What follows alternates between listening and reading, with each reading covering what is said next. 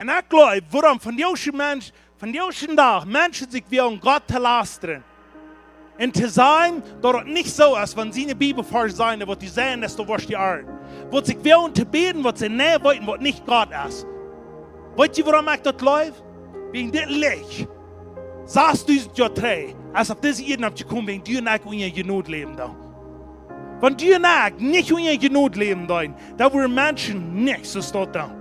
Maar God heeft ons een vrije willen gegeven. En ik wil die zijn, we hebben ons laten leren. Zodat du en ik kan vrij zijn van deze dingen. Dat we kan vrij gaan, want God te zeggen heeft, dan hebben we dat doen.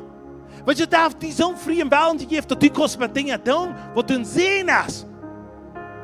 Maar dan niet God om aan mixen en zeggen, ik wil die brokken doen, wat ik kan in vrijheid leven. Die kost je wel kost je brokken, maar niet wat hij zo wat du im zin leven is. Merkt dat zijn? Come on, ik geloof dat het zo groot wordt zo. En ik wil die zijn, dit licht, wat op deze hier geschenkt is, dat is zo wat du en ik kan veranderd worden. Du en ik kan veranderd worden. En du en ik zijn op besteed hier zo wat onze zuil kan uitzien op deze hier.